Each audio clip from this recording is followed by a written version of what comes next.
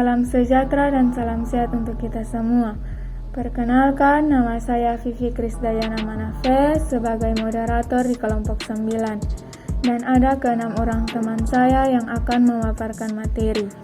Yang pertama ada Saudara Polikarpus Panjong, yang kedua ada Saudara Mikael Ngambut, yang ketiga ada Saudari Ana Begang, yang keempat ada Saudari Filia Detan, yang kelima ada Saudari Ingrid Detan, dan yang keenam ada Saudari Sri Ajeng. Kami dari kelompok 9 akan mempresentasikan tugas kami yang diberikan oleh Ibu Monika Utun, SOS MIKOM. Untuk teman-teman yang bertugas untuk memaparkan materi, waktu dan kesempatan saya berikan. Halo semuanya, saya Mikael Cesar Ngambut. Di sini saya akan menjelaskan tentang media massa yang kelompok kami pilih dan kaitannya dengan 7 komponen media massa. Media yang kelompok kami pilih adalah media online. Media online merupakan sebuah sarana untuk berkomunikasi secara online melalui website dan aplikasi yang hanya bisa diakses dengan internet, berisikan teks, suara, foto, dan video. Dalam media online tentunya juga terdapat 7 komponen komunikasi massa. Yang pertama ada komunikan. Komunikan merupakan pihak dan media yang menyampaikan pesan kepada khalayak. Dan yang menjadi komunikan dalam media online adalah seorang jurnalis. Pesan merupakan isi dari apa yang ingin disampaikan oleh jurnalis kepada khalayak. Pesan yang terkandung dalam media online berkaitan dengan konten atau benda atau berita yang dibuat. Isi dari pesan biasanya berisikan dalam bentuk teks, foto, video, dan suara. Yang ketiga ada media.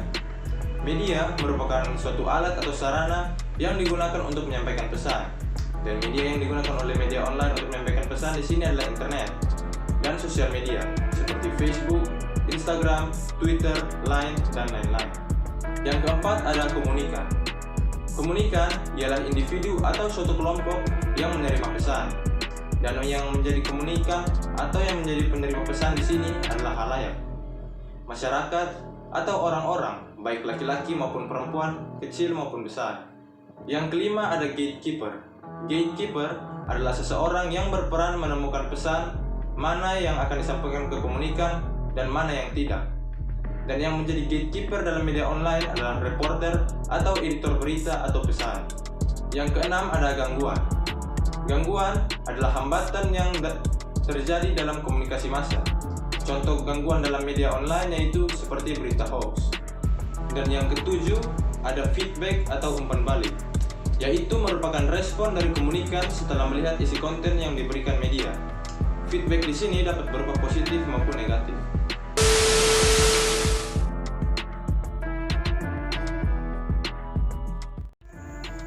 Baik, di sini saya akan menjelaskan pengaruh dalam model hierarki. Pengaruh yang pertama yaitu tingkat individu. Pengaruh individu pekerja media diantaranya adalah karakteristik pekerja, komunikasi, latar belakang personal, dan profesional. Sikap, nilai, agama individu tidak langsung mempengaruhi isi media. Dalam hal ini, yang diteliti oleh kami adalah wartawan dari surat kabar. Liputan6.com merupakan portal berita yang diverifikasi Dewan Pers Indonesia. Liputan6.com menitik beratkan pada akurasi dan ketajaman berita dengan sumber informasi yang terpercaya. Berdasarkan berita tersebut, sangat terlihat jelas bahwa si jurnalis sudah sangat berpengalaman.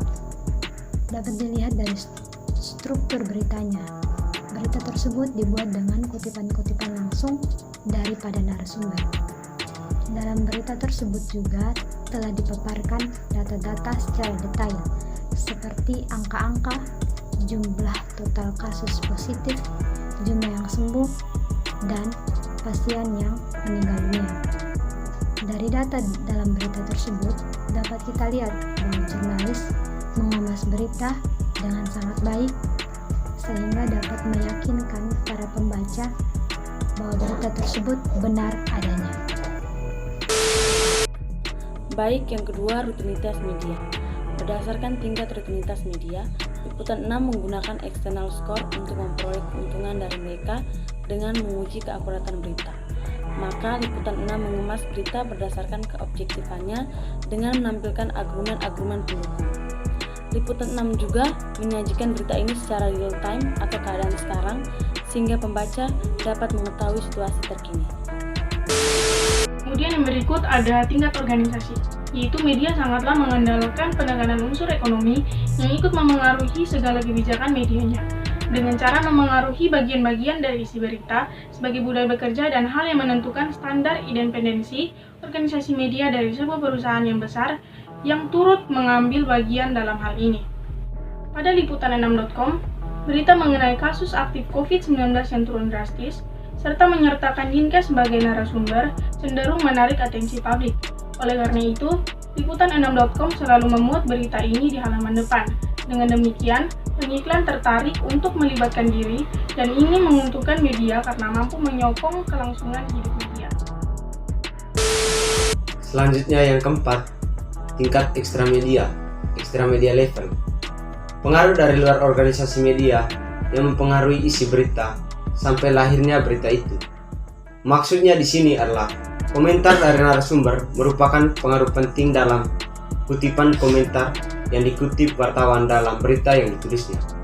Dalam hal ini, Liputan 6 merupakan komentar atau pendapat dari Dinas Kesehatan. Terima kasih. Materi kelima yaitu ideologi.